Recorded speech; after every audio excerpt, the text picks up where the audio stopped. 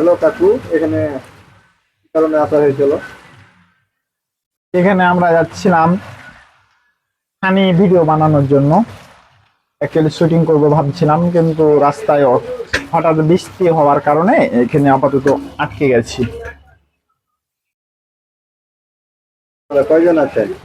আমরা মূলত 3 জন আছি, 3 জনে ভিডিও বানাই। মাঝে মধ্যে লোক সংখ্যা বাড়ায় আবার কমাইতেও পারি, যখন যেরকম স্ক্রিপ্টের সাথে হিসাব করে আমরা মূলত ভিডিও বানাই। আপনার ক্যামেরাম্যান কোথায়? আমার ক্যামেরাম্যান পাশেই আছে।